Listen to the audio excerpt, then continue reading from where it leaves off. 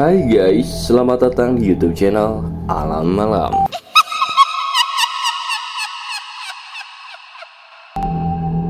Oke, karena banyak request dari kalian membahas tentang ini,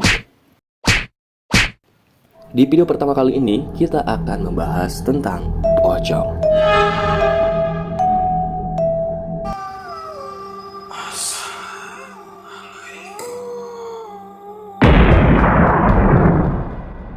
Pocong adalah salah satu makhluk mitos dalam budaya Indonesia.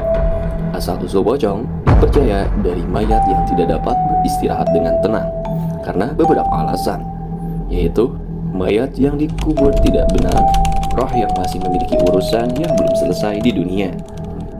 Untuk penampilan, pocong digambarkan sebagai makhluk yang menakutkan dengan penampilan tubuh yang terbungkus dari kain kafan, wajah yang rusak dan menakutkan, dan suara yang mengerikan. Dan katanya ya, pocong dipercaya memiliki kemampuan ya teman-teman. Dapat bergerak dengan cepat dan menghilang, dapat membuat orang lain merasa takut dan tidak berdaya. Dan yang paling aneh, ternyata pocong dapat meludahi seseorang, dan efek ludahnya itu mengeluarkan bau bangkai dan susah untuk diobati. Dan ya teman-teman, ternyata pocong dipercayai memiliki tujuan. Dia mencari keadilan untuk kematiannya yang tidak wajar. Dia mencari ketenangan dan kebahagiaan dan menghukum orang yang telah melakukan kesalahan semasa hidupnya atau balas dendam.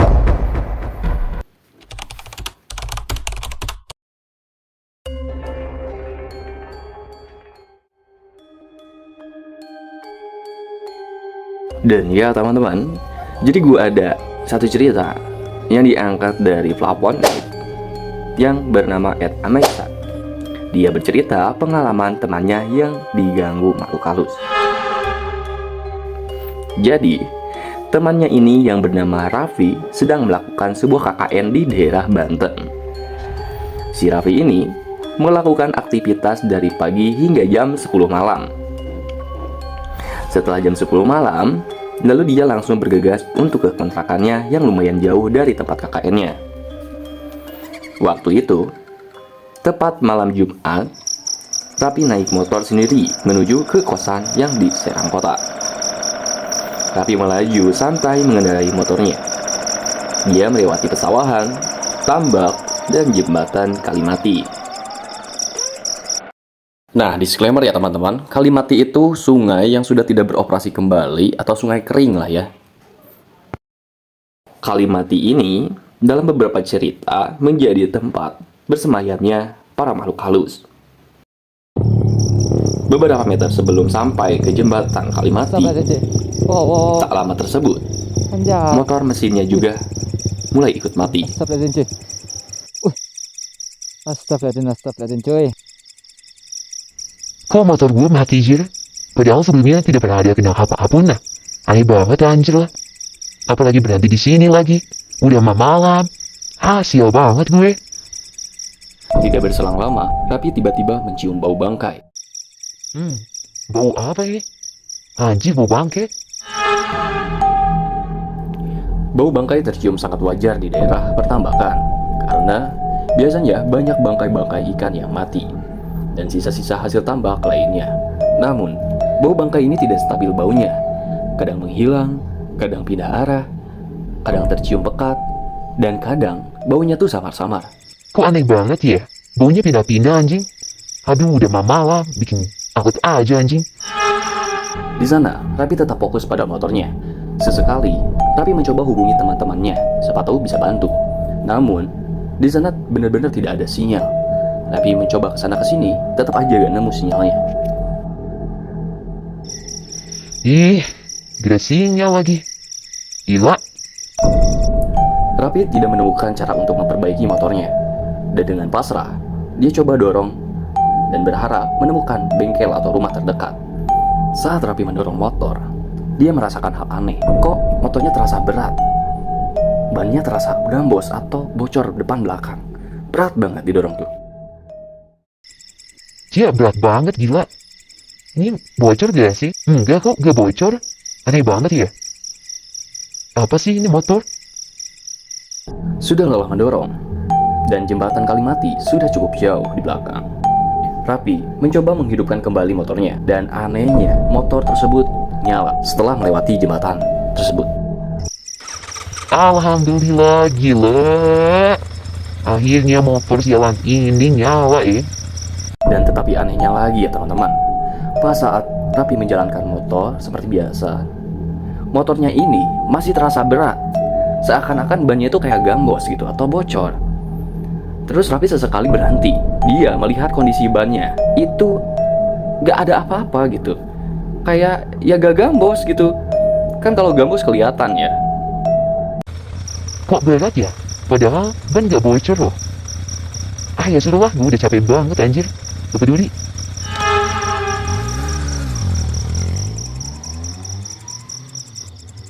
Sekitar pukul jam 12 kurang, Rapi akhirnya sampai ke kosannya. Tanpa pikir panjang, Rapi langsung memasukkan motornya ke dalam kosannya. Di sana, Rapi merasakan lelah yang luar biasa, ditambah pusing dan masih mencium bau bangkai. Berulang kali, Rapi mengecek ban motornya. Siapa tahu, dia menggilas bangkai tikus atau apapun lah itu ya.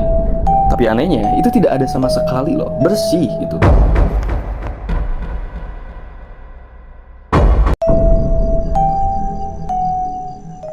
Mata Rapi semakin berat dan semakin pusing. Duh, pusing gini astagfirullah, kenapa ya? Akhirnya, dia mematikan lampu dan mencoba untuk tidur. Pas matiin lampu, si Rapi ini mendengar suara aneh guys. Seperti mendengkur. Dan ditambah tiba-tiba bau bangkai. Di sana, Rapi kembali bangun dari tidurnya. Dan dia bergegas menyalakan kembali lampunya. Lalu setelah itu, dia kembali lagi ke tempat tidur. Kali ini, lampu menyala, namun lampu tersebut terkadang berkedip seperti listrik yang tidak stabil. Duh, ini lampu kayaknya mau habis nih. Duh, gua khawatir ini listriknya. Takutnya koslet. Dan akhirnya, daripada koslet, Rapi mematikan kembali lampunya. Dan anehnya ya teman-teman, setiap Rapi mematikan lampunya, banyak banget kejadian aneh. Kali ini, ketika Rapi hendak tidur, dia mendengar suara tangisan lirih dari arah motor yang disimpan. Di sana, Rapi sontak agak nge-freeze mendengar suara tangisan tersebut. Rapi membaca doa, dan tak lama suara tangisan tersebut perlahan menghilang. Setelah benar-benar aman, Rapi mencoba buat tidur dan hendak menutup kepalanya dengan guling di sampingnya. Rapi pun mulai tertidur. Di dalam tidurnya, dia bermimpi aneh. Dia merasakan guling yang dipeluknya itu agak dingin, keras, dan gede dari ukuran biasanya. Lah, ini guling kok agak dingin dan gede dan keras, gimana sih ini? Di dalam mimpi itu, dia menyalakan lampu. Dia melihat guling tersebut tidak ada yang aneh. Ah, kayaknya ini perasaan gue doang deh. Dan kayaknya gue terlalu capek untuk hari ini. Setelah itu, dia kembali ke tempat tidurnya dengan guling di sampingnya. Dan anehnya, dia melihat gulingnya itu kotor dan berbau busuk. Seketika, di sana badan Rapi terbujur kaku, tidak bergerak, seperti kena erep-erepan. Suasana benar-benar mencengkam. Cahaya sedikit masuk dari ventilasi kamar, membuat penglihatan Rapi makin suar. Namun seketika, guling yang didekap bergerak perlahan. Rapi hanya bisa terdiam melihat guling semakin merosot. Mata Rapi semakin tercengang ketika guling itu berhenti bergerak dan berubah jadi pocong. Bola mata Rapi mencoba menjamah perlahan dengan sesuatu yang dilihat. Dia melihat gulingnya yang berubah jadi pocong itu sedang menghadap langit-langit kamar. Dan akhirnya, ia yakin yang dia peluk itu bukan guling. Badan Rapi masih tidak bisa bergerak, masih gak bisa teriak, masih gak bisa terpejam. Di sana, Rapi hanya terpaku pada satu sosok itu. Belum sampai di situ, perlahan kepala pocong itu bergerak ke arah muka Rapi. Perlahan namun pasti. Rapi di sana mencoba dengan paksa memejamkan matanya. Dan akhirnya berhasil. Tetapi tubuhnya masih tidak bisa bergerak. Kali ini Rapi terbangun dari mimpinya dengan memeluk Wuling yang sebenarnya masih dalam posisi yang sama. Di sana Rapi bingung dengan keringat yang mengucur. Duh, ya ampun, astagfirullah. Gue mimpi apa tadi? Badan sudah bisa digerakkan. Rapi langsung bergegas menyalakan lampu dan mengambil minum di meja. Sambil duduk, dia minum di kasur. Sambil berpikir, Apa tadi itu ya? Semua mimpi kah? Tapi kayak nyata gitu. karena cemas, Rapi tidak mematikan lampunya. Namun, lampu itu berkedip kembali seperti di mimpi tadi. Tapi, Rapi tidak mengkhawatirkannya. Dia langsung bergegas untuk tidur kembali. Dan anehnya, Rapi mendengar suara lagi. Tapi Rapi di sana memejamkan matanya dan memaksakan dirinya untuk tidur. Tiba-tiba, dia merasakan ada tiupan angin ke arah matanya. Dan Rapi pas buka matanya itu, Rapi di sana melihat wajah pocong itu seperti kulit yang terbakar dan matanya seperti bolong dan hancur. Dan itu adalah ingatan terakhir sebelum Rapi pingsan. Alarm membangunkan Rapi jam 9 pagi. Badannya demam, kerasa berat. Di sana, Rapi kembali tidur karena tidak sanggup untuk bangun. Rapi terbangun setelah azan zuhur membangunkannya. Dia di sana merasakan demamnya sudah mereda. Namun Rapi ingat dia belum mandi semenjak kemarin. Setelah mandi dan sholat ba'da zuhur, tiba-tiba Rapi merasakan mual yang luar biasa dan langsung muntah. Seketika badannya terasa enteng kembali. Dari cerita Rapi, kita dapat pembelajaran bahwa jangan lupa untuk selalu berdoa dimanapun kalian berada, dalam keadaan kesusahan maupun senang. Tetaplah berdoa.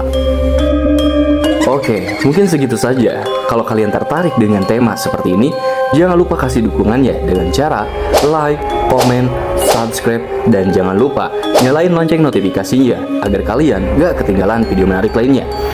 Saya dari Alam Malam mengucapkan hati-hati kalau sendiri.